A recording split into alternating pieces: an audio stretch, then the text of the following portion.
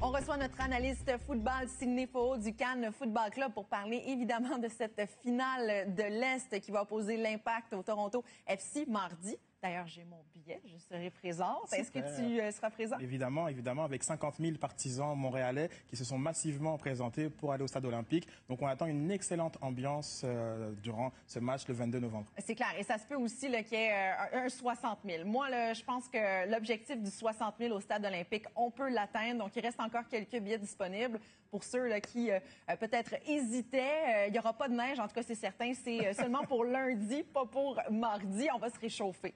Maintenant, on parle de l'Impact. Il y a quand même eu un délai de 2 semaines. Est-ce que c'était avantageux pour l'Impact d'attendre ces 2 semaines-là pour affronter le Toronto FC? Alors, on explique rapidement. Ce délai-là est dû à ce qu'on appelle la trêve internationale. Il y a des matchs de qualification pour les Coupes du Monde et toutes les différentes compétitions qui ont eu lieu, dont Laurent Simon qui a participé avec la Belgique dans une très belle victoire 8-1 contre la Macédoine. Donc, cette trêve-là, en effet, peut jouer à la défaveur de l'Impact de Montréal, qui avait un gros momentum dans la victoire contre DC, enchaîné après avec un très bon résultat contre New York. Peut-être que l'Impact avait envie de jouer, mais c'est aussi une façon de reposer ses jambes et d'avoir la tête claire pour affronter Toronto FC. Oui, et j'entendais certaines personnes qui disaient, mais pourquoi partir à l'étranger quand on va déjà jouer la demi-finale? Mais c'était pour leur équipe d'où ils viennent, c'était de leur pays. Exactement. Oui. Même Yohan Venegas, qui, avec le Costa Rica, a joué et a marqué contre les États-Unis. Donc, ces missions internationales sont un peu le lot du soccer. C'est normal. Et pour le stade olympique, c'est à l'avantage de l'Impact de jouer au stade olympique là, avec ce terrain là, qui pourrait causer des problèmes au Toronto FC. C'est à l'avantage de l'Impact de jouer devant 50 000 partisans et plus, mais je te dirais que l'Impact aurait sûrement aimé jouer au Stade Saputo car c'est leur terrain, c'est leur domicile, c'est leur maison. Hein. On aime ça jouer à la maison. Le stade olympique a des particularités. C'est une dalle de béton sur laquelle on a mis un petit tapis de synthétique.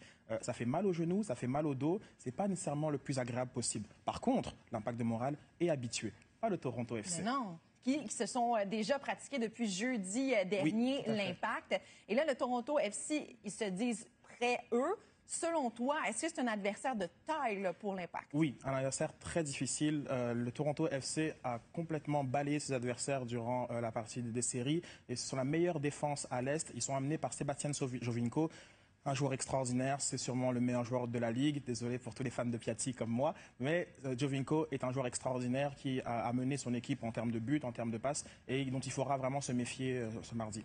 Selon toi, est-ce que l'Impact peut remporter mardi prochain? Oui, l'Impact a les moyens de remporter. Une équipe solide. Son 4-3-3 va très bien se contrer contre le 3-5-2 de Toronto. Donc, tactiquement, ce sera aussi une guerre entre le coach Vanet et notre coach Biello.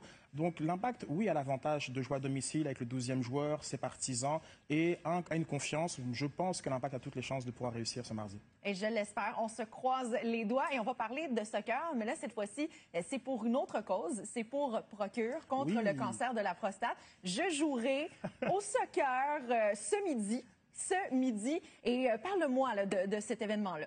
Moi, je jouerai contre Geneviève.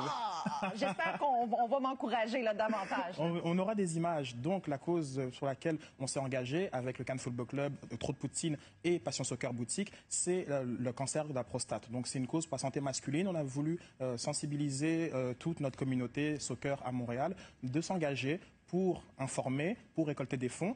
Et on a ce beau nœud papillon qui célèbre novembre. Donc on invite toutes les personnes à faire des dons pour cette belle cause qui nous tient à cœur et qui touche de nombreux Québécois. Il y a déjà plus de 5000 nœuds papillons qui ont été vendus. Donc c'est une très belle réussite. Et on va continuer à pousser. Et Geneviève et moi, on va s'affronter sur le terrain. Ah ouais, j'ai l'esprit compétitif. Attention, moi aussi. Ah d'accord. D'ailleurs, ça te fait très bien le nœud papillon. Je te trouve super beau. Mais là, on sera habillés différemment pour ce match de soccer, ça c'est certain. Merci beaucoup, Sidney Faux. Merci beaucoup, Geneviève. Au revoir.